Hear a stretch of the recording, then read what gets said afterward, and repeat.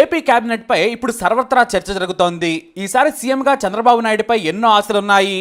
రాజధాని నుంచి ఉపాధి అవకాశాల వరకు, రోడ్ల నుంచి ఇండస్ట్రీల వరకు ఒకటా రెండా ఏపీ ప్రజలు గంపడాశతో బాబే స్టేట్ ని దారిన పెట్టాలనే సంకల్పంతో ఉన్నారు. అందుకే బాబుకు భారీ మెజారిటీ ఇచ్చేశారు. ఊహించని విధంగా వచ్చిన ఈ మెజారిటీని బట్టి చంద్రబాబుపై ఏపీ ప్రజలు ఎంత ఆశతో ఉన్నారో మనం ఆలోచించవచ్చు. కాబట్టి తన టీంలోకి ఎవరిని తీసుకుంటారనే ఆసక్తి నెలకొంది. కేబినెట్లోకి ఎవరిని తీసుకుంటారనే చర్చ మొదలైంది. మామూలుగా ఈసారి మొత్తం సీనియర్లకే కాకుండా యువతను కూడా తీసుకుని రాష్ట్రాన్ని కొత్త పుంతలు తొక్కించాలనే భావనలో ఉన్నారు చంద్రబాబు నాయుడు. కానీ సీనియర్లు ఉంటేనే పార్టీ పటిష్టంగా ఉంటుంది. యువకులకు అవకాశాలు ఇస్తే పార్టీకి మరోవైపు కొత్త తరహా నిర్ణయాలు తీసుకోవడమే కాదు, అమలుకు కూడా అవకాశం ఉంటుంది. కొత్త తరం నాయకత్వం సిద్ధం చేయడం కూడా బాబుపై ఉన్న మరో పెద్ద పని. ఎందుకంటే ఇప్పటి వరకు పాత తరం నేతలతో ఆయన నెట్టుకొచ్చారు. కానీ పార్టీకి నమ్మకమైన పటిష్టమైన యువతను, జిల్లాల్లో బలమైన నాయకులను తయారు చేయాలనుకుంటున్నారు. అందుకోసం మంచి నాయకులకు మంత్రి పదవులు ఇచ్చి జిల్లా వ్యాప్తంగా ప్రభావం చూపించి అభివృద్ధి మాత్రమే కాదు పార్టీని కూడా ఏకతాటిపై తీసుకొచ్చేలా చూడాలనే దానిపై ప్లాన్ సిద్ధం చేశారు. అయితే మనకందిన సమాచారం ప్రకారం ఒక సీనియర్, ఒక జూనియర్ కు జిల్లాల వారీగా మంత్రి పదవులు ఇచ్చే యోచనలో ఉన్నారట బాబు. ఈసారి నారా లోకేష్ చెప్పిన వారికే మంత్రి పదవులు దక్కే ఛాన్స్ ఉంది. పార్టీలో టికెట్లు కూడా లోకేష్ చెప్పిన వారికే బలంగా దక్కాయి. వారంతా కూడా విజయం సాధించారు. కొత్త తరం నాయకత్వం అంటే లోకేష్ నేతృత్వంలోనే ఉండాలనేది బాబు యోచన. ఇప్పటికే పార్టీ రాష్ట్ర అధ్యక్షుడు అచ్చెన్నాయుడు నుంచి కొత్త వారి వరకు లోకేష్ ను కలిసి అభినందనలు చెబుతున్నారు. అంటే పార్టీ పవర్ మెల్లిగా లోకేష్ వైపు మొగ్గుతుంది అనడానికి ఇదే ఉదాహరణ. కానీ రాష్ట్ర ప్రజలు తనపై ఉంచిన నమ్మకాన్ని తీర్చే బాధ్యత మాత్రం బాబుదే. ఎందుకంటే ఆయన్ను చూసే ఓట్లేశారనేది వాస్తవం. అందుకే ఆయన మంత్రివర్గంలోకి ఎవరొస్తారనేది ఆసక్తికరంగా మారింది. పార్టీ వర్గాలు, జిల్లాలోని సమీకరణాలను బట్టి సీనియర్లు, జూనియర్లు మాత్రమే కాదు సామాజిక సమీకరణాలను కూడా లెక్కలు వేసుకుని టీంను సిద్ధం చేస్తారన్న టాక్ వినిపిస్తోంది. ఇక మంత్రి పదవులకు క్లీన్ ఇమేజ్ ముఖ్యమని ముందే సందేశం ఇచ్చారు బాబు. అందుకే ఈసారి సీనియర్ల కంటే జూనియర్లకే ఎక్కువ మంత్రి పదవులు దక్కే ఛాన్స్ ఉంది. ఎంతలా అంటే మొదటిసారి గెలిచినా కూడా యువతకు పెద్దపేట వేయాలని చూస్తున్నారట బాబు. అలాగే సీనియర్లకేమో పార్టీ బాధ్యతలను ఇచ్చే యోచనలో ఉన్నారు. అయితే మంత్రివర్గ కూర్పు గురించి బాబు ఆలోచించే కంటే ముందే జనసేనని పవన్ కళ్యాణ్ కు ఎలాంటి బాధ్యతలు ఇస్తారనేది ఇక్కడ ఆసక్తికరంగా మారింది. పవన్ కళ్యాణ్ కు ఖచ్చితంగా డిప్యూటీ సీఎం పదవి ఇచ్చే ఛాన్స్ ఉంది. అది కూడా ఒకటే ఉప ముఖ్యమంత్రి పదవితో హోంశాఖ ఇస్తారనే టాక్ నడుస్తోంది. ఆయనతో పాటు నాదెండ్ల మనోహర్ కు కూడా మంత్రి పదవి దక్కే ఛాన్స్ ఉంది. కానీ పవన్ కళ్యాణ్ కేబినెట్ లో చేరుతారా లేదా అనేది ఆసక్తికరంగా మారింది. టీడీపీ పూర్తి మెజారిటీతో ఉంది కాబట్టి తన పార్టీలోని ఎమ్మెల్యేల నుంచే 4 మంత్రి పదవులు తీసుకొని తాను బయట నుంచి పర్యవేక్షించాలనే యోచనలో ఉన్నారట పవన్. ఎందుకంటే టీడీపీ చేసే తప్పు పనులను తాను కూడా సూచించవచ్చు. మంత్రిగా ఉంటే అవకాశం ఉండదనే భావనలో ఉన్నారట పవన్. మంత్రి పదవి కంటే కూడా రాష్ట్ర ప్రయోజనాలే ముఖ్యమని సన్నిహితులకు ఇప్పటికే చెప్పారు పవన్ కళ్యాణ్. కానీ బాబుతో ఈ విషయంపై చర్చిస్తే కానీ ఓ కొలికి వచ్చే ఛాన్స్ లేదు. అంతకంటే ముందు కేంద్రంలోని మంత్రివర్గంలోకి టీడీపీ నుంచి ఎవరిని పంపాలి, స్పీకర్గా ఎవరిని నియమించాలనే దానిపై బాబు తీవ్రంగా కసరత్తు చేస్తున్నారు. ప్రధాని నరేంద్ర మోడీ కేబినెట్ లో కీలక పోస్టులు తీసుకొని స్పీకర్తో పాటు స్పెషల్ స్టేటస్ సహా పోలవరం, అమరావతికి నిధుల విషయంలో చర్చించే ఛాన్స్ ఉంది. అది ముగిసిన తర్వాతే పవన్ కళ్యాణ్ తో చర్చిస్తారనే టాక్ కూడా కనిపిస్తోంది. పవన్ చేరితే మాత్రం పక్కాగా ఉప ముఖ్యమంత్రి అవుతారు అనడంలో సందేహమే లేదు. అది కూడా సోలో డిప్యూటీ సీఎం గా ఆయన బాధ్యతలు చేపట్టే ఛాన్స్ ఉంది. అయితే ఇలాంటి అవకాశం రాదు కాబట్టి డిప్యూటీ సీఎం తీసుకుంటే ప్రజలకు మరింత దగ్గరవచ్చని సన్నిహితులు కూడా చెబుతున్నారు. కానీ పవన్ ఆలోచనలు భిన్నంగా ఉన్నాయనేది బయట వినిపిస్తున్న టాక్. ఇక ఇది పక్కన పెడితే టీడీపీ నుంచి సీనియర్లు, జూనియర్లను జిల్లాల వారీగా పరిశీలిస్తే విశాఖపట్నం, ఇక్కడ నుంచి గంటా శ్రీనివాసరావు, అయ్యన్న పాత్రులలో ఒకరికి మంత్రి పదవి దక్కే ఛాన్స్ ఉంది.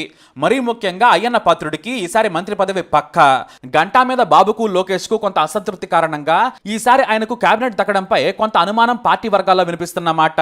ఇక పల్లా శ్రీనివాసరావు కూడా మంత్రివర్గ రేసులో ఉన్నారు. శ్రీకాకుళం నుంచి అచ్చెన్నాయుడు ఎలాగో మంత్రిగా ఉంటారు. ఆయనకు జతగా కోన రవికుమార్ మంత్రి అయ్యే అవకాశం 100% కనిపిస్తోంది. విజయనగరం నుంచి మాత్రం ఒకరికే మంత్రి పదవి దక్కే అవకాశం ఉంది. కొండ్రు మురళి లేదా కళా వెంకట్రావులు పరిశీలించవచ్చు. కానీ కొండ్రు మురళి వైపు బాబు మొగ్గే ఛాన్స్ ఉంది. గతంలో ఆయన తన బాధ్యతలను వివాదం లేకుండా నిర్వర్తించారని బాబు దగ్గర గుర్తింపు ఉంది.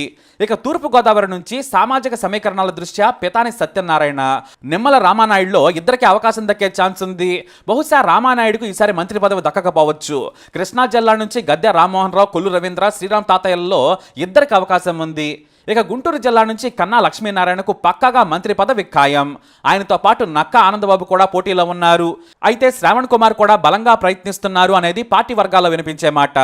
ఇక లోకేష్ ఎలాగూ ఐటీ శాఖ తీసుకుంటారు కాబట్టి ఒక్కరికి అవకాశం ఉంది. ప్రకాశం జిల్లాలో గొట్టిపాటి రవికుమార్, బాల వీరాంజనేయ స్వామి కూడా బరిలో ఉన్నారు. ఇక నెల్లూరులో మాత్రం ఈసారి సోమిరెడ్డి చంద్రమోహన్ రెడ్డికి మంత్రి పదవి దక్కకపోవచ్చనే టాక్ ఉంది. నారాయణ ఎలాగూ మంత్రి అవుతారు. ఆయనతో పాటు ఆనం రామనారాయణ రెడ్డికి కూడా జిల్లా మీద పట్టు కోసం మినిస్ట్రీ ఇచ్చే ఛాన్స్ ఉంది. అనంతపురం జిల్లా నుంచి ఈసారి పక్కాగా పయ్యావుల కేశవ్ మంత్రి అయ్యే అవకాశం కనిపిస్తోంది. ఆ తర్వాత కాలువ శ్రీనివాసులు, పరిటాల సునీత కూడా మినిస్టర్ కావచ్చు.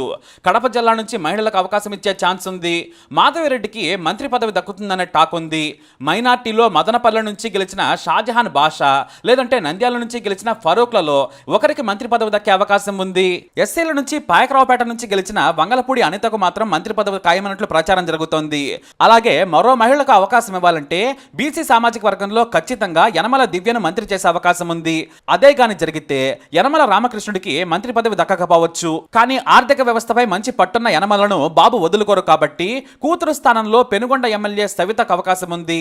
అయితే ఉన్నత సామాజిక వర్గాల నుంచి పోటీ ఎక్కువగానే కనిపిస్తుంది. అశోక్ గజపతిరాజు కూతురు అతిథి గజపతిరాజుకు మంత్రి పదవి దక్కే ఛాన్స్ ఉంది.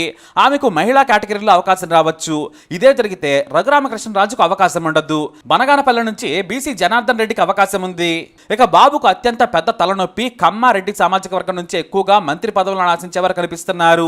జనసేన మంత్రివర్గంలో చేరితే మాత్రం మళ్లీ నాదెండ్ల మనోహర్ నుంచి మరో 4 మంత్రి పదవులు అడిగే ఛాన్స్ ఉంది. గతంలో బీజేపీ నుంచి 4 గెలిస్తే 2కి మంత్రి పదవులు దక్కాయి. కానీ ఈసారి బీజేపీ నుంచి 8 మంది గెలిచారు. అయినా కూడా 2 మంత్రులయ్యే అవకాశం మాత్రమే ఉంది. చంద్రబాబు నాయుడు కేంద్ర మంత్రివర్గంలో మెజారిటీ వాటా అడుగుతున్నారు. అయితే లోక్సభ స్పీకర్ పదవిని బాబు అడుగుతున్నారు. ఇదే గనక ఇస్తే అసెంబ్లీ స్పీకర్ పదవి కూడా బీజేపీ అడిగే ఛాన్స్ ఉంది. కానీ నాదెండ్ల మనోహర్కు అనుభవం ఉంది, హుందాగా వ్యవహరిస్తాడు కాబట్టి అతన్నే తీసుకోవాలని బాబు బలంగా ఆలోచిస్తున్నారట. ఇక బీజేపీ నుంచి కూడా సీఎం రమేష్ మినిస్టర్ కావాలని ఉవ్విళ్ళూడుతున్నారు. గతంలో కామినేని శ్రీనివాస్ మంత్రిగా పనిచేశారు. ఆయన కూడా మినిస్టర్ అయ్యే ఛాన్స్ ఉంది. అయితే సీఎం రమేష్ కంటే కూడా కామినేని వైపు మొగ్గు చూపే అవకాశాలు ఉన్నాయి. కానీ సీఎం రమేష్ మాత్రం బాబుకు అత్యంత సన్నిహితుడు. ఈ లెక్కన సన్నిహితులకే మంత్రి పదవులు ఇవ్వాలంటే మాత్రం కుదరని పని. అందుకే చంద్రబాబు నాయుడు బీసీ కాపులకు గరిష్టంగా మంత్రి పదవులు ఇచ్చిన తర్వాతే కమ్మారెడ్డి సామాజిక వర్గం నుంచి అవకాశాలు ఇచ్చేట్లా కనిపిస్తుంది. ఎందుకంటే టీడీపీ నుంచి ఎక్కువగా కమ్మారెడ్డి సామాజిక వర్గం వారే సీనియర్లుగా ఉన్నారు. కాబట్టి దీంతో మొదటిసారి కంటే రెండవసారి గెలిచిన వారికి మొదటి ప్రాధాన్యత ఇచ్చే అవకాశం ఉంది. మరి 21 మందితో బలంగా ఉన్న జనసేన నుంచి పవన్ కళ్యాణ్ ఎన్ని మంత్రి పదవులు అడుగుతారనేది కూడా ఆలోచించాల్సిన విషయం. అయితే జనసేనకు 4, బీజేపీకి 2 ఇచ్చే అవకాశాలు ఉన్నాయి. జనసేనకు అదనంగా స్పీకర్ పదవి ఇచ్చే అవకాశం కూడా ఉంది. మరి బీజేపీ కోరుకుంటే మాత్రం సమీకరణాలు మారిపోతాయి. ఇక ఇది కాకుండా నారా లోకేష్ కూడా ప్రత్యేకంగా యువత నుంచి ఒక టీంను ఏర్పాటు చేసుకోబోతున్నారు అనేది టాక్. అందులో మొత్తం యువకులే ఉండే ఛాన్స్ ఉంది. కాబట్టి చంద్రబాబు నాయుడు జనసేన బీజేపీకి పోగా మిగిలిన టీంను ఎలా ఏర్పాటు చేస్తారు అనేది చూడాలి. అయితే సామాజిక సమీకరణాలను బీజేపీ జనసేన నుంచి భర్తీ చేసే అవకాశం ఉంది. పైగా తూర్పు గోదావరి, పశ్చిమ గోదావరి జిల్లాల్లో ఒకటి జనసేనకు, ఒకటి టీడీపీకి వచ్చేలా ప్లాన్ చేస్తున్నారట. ఏదేమైనా కూడా కీలక శాఖలన్నీ కూడా సీనియర్ల దగ్గరే ఉంటాయి. ఆర్థిక శాఖ, వ్యవసాయం, నీటిపారుదల, ఐటీ, పరిశ్రమలు, రూరల్ డెవలప్మెంట్, మున్సిపల్ శాఖ, రెవెన్యూ, విద్య, వైద్యం, హోంశాఖలను టీడీపీ దగ్గరే ఉంచుకుంటుంది అనడంలో సందేహం లేదు. స్త్రీ శిశు సంక్షేమం, రవాణా, దేవాదాయ, అటవీ శాఖ, మహిళా సాంఘిక సంక్షేమ శాఖ, పర్యాటక శాఖ, చేనేత, పశు సంవర్ధక శాఖ, గృహ నిర్మాణ శాఖ లాంటివి మిత్రులకు, జూనియర్లకు చంద్రబాబు ఇచ్చే అవకాశాలు కనిపిస్తున్నాయి. మరి మీ లెక్క ప్రకారం ఏ పదవి ఎవరికి ఇవ్వాలి అనే ఆలోచనను కామెంట్ ద్వారా తెలియజేయండి. ఈ వీడియో అప్డేట్స్ కోసం మా ఛానల్ ఫాలో అవ్వండి. అలాగే తప్పకుండా సబ్స్క్రైబ్ చేసుకోండి.